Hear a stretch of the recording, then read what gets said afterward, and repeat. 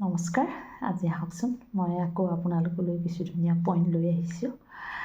শুনিবলৈ অপ্ৰিয়, তিতা, কিন্তু একেবাৰে সত্য কথা।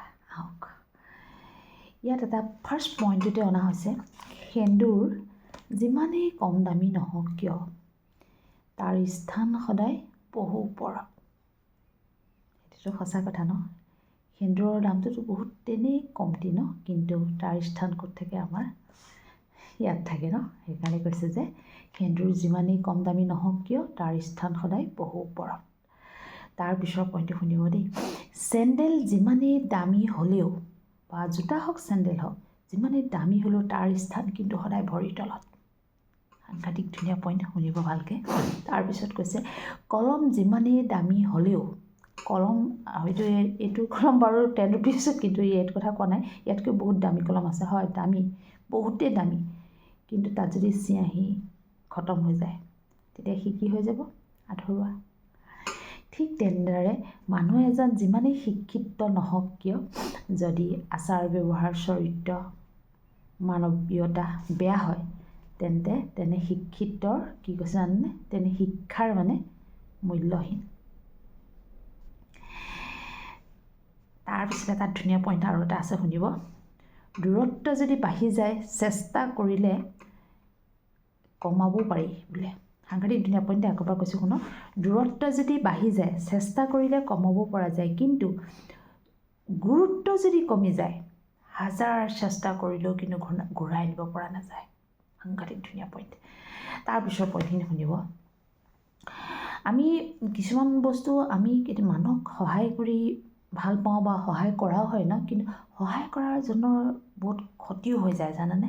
লাষ্টত চাবচোন, হয় নহয়, যোনে খুব সহায় কৰে আগবাঢ়ি যায়, কিন্তু তেওঁ সদায় দুখী হয়, সদায় তেওঁ অপমানিত হয় কিছু কিছু ক্ষেত্ৰত ন।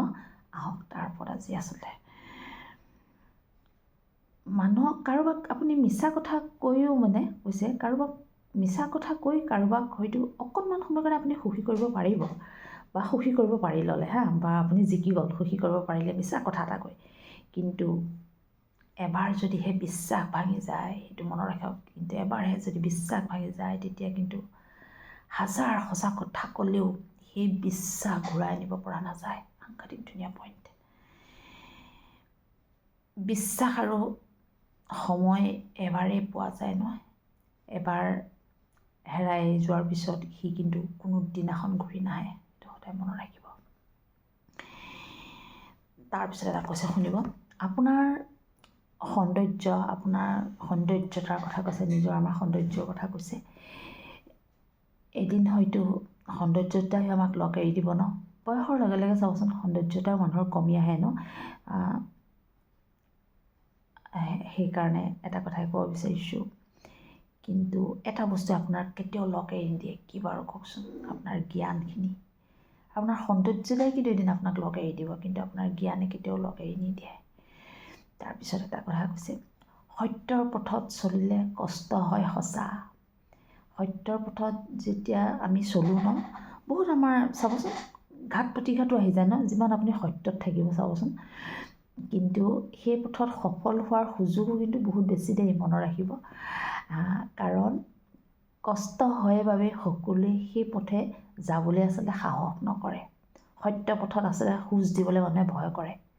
সেইকাৰণে আচলতে মানুহে কি কৰে, বিপথে গৈ হ'লেও মানুহে যিকোনো বস্তু আহৰণ কৰিবলৈ অতি সহজ পায়।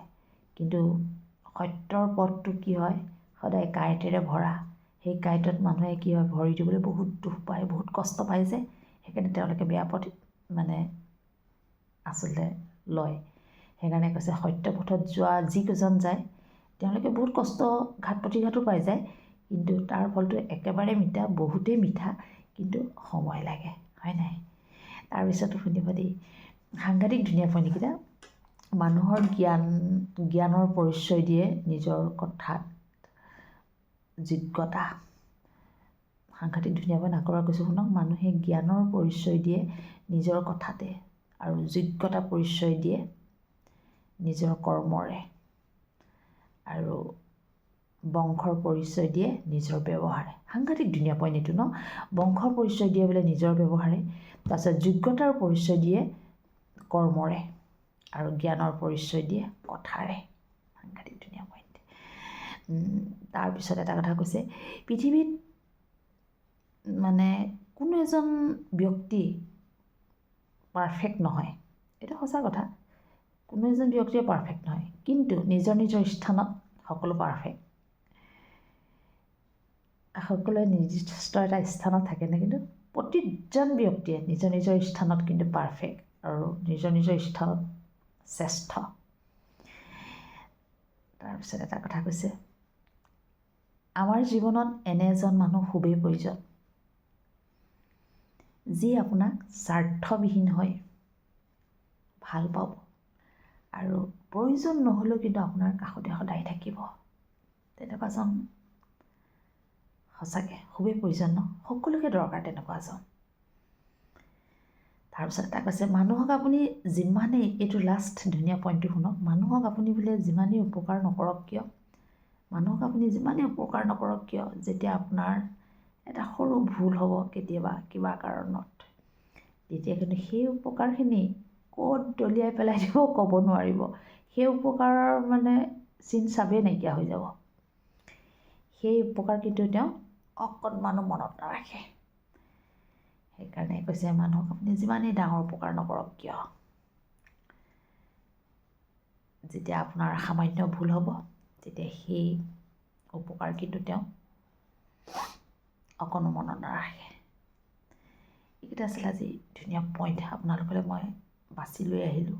পইণ্টকেইটা ক'বলৈ গ'লে সকলোৱে জানে ন, জানিলেও কেতিয়াবা কি হয়, মানুহে কিছু কথা আমি কি হয় অনুভৱ কৰিবলৈ বা ভাবিবলৈ আমাৰ সময় নাথাকে ন, কিন্তু